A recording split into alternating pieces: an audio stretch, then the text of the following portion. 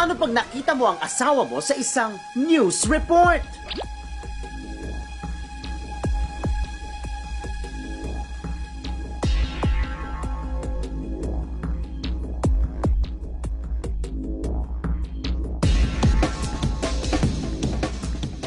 Nandito ako ngayon sa Fish Seafood House para i-good time mga asawa.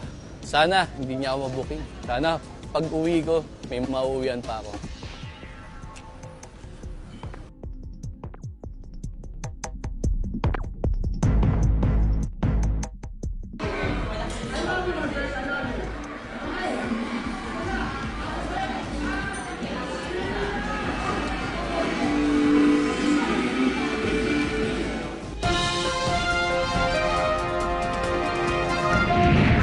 Magandang gabi sa News Flash Report.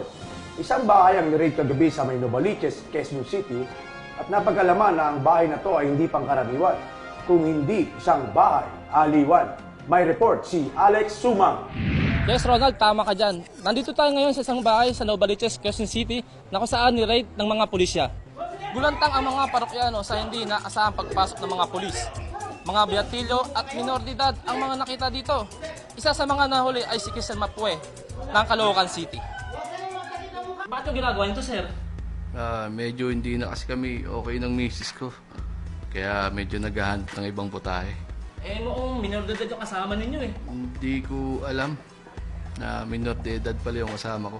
Ronald, actually, nakatakas nga itong si Christian Mapue. At kasama natin ngayon si Piotr Jacobe. Sir, ano pong gagawin nating aksyon sa taong ito?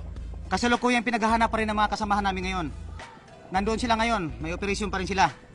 Kaya panawagan namin sa mga mamayan dito sa lugar na to, tulungan nyo kami nang mahanap namin yung taong ito na pasimuno sa kalukuhan na ito. Back to you, Ronald.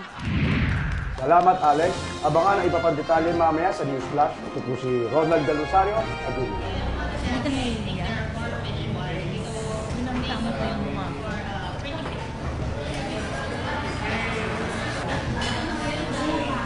Pagbuksan mo yung mga anak mo, hindi na normal.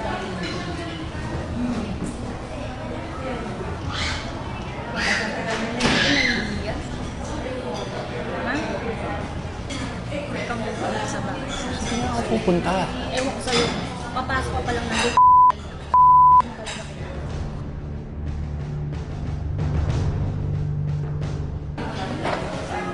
Ito ka lang. Huwag ka lang umalis.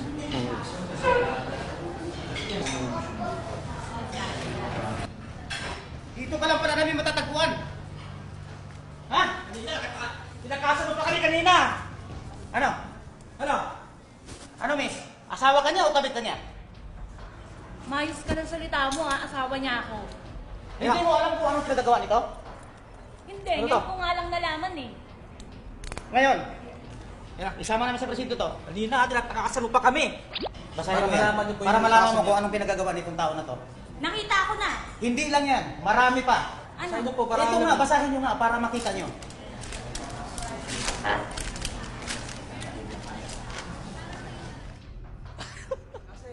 Ikaw po ay nasa... Wow!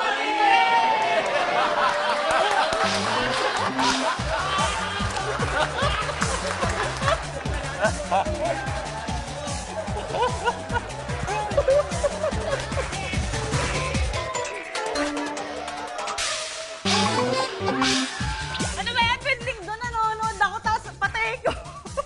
Joey, grabe ka. Mamatay ako sa galit. Alam mo yun.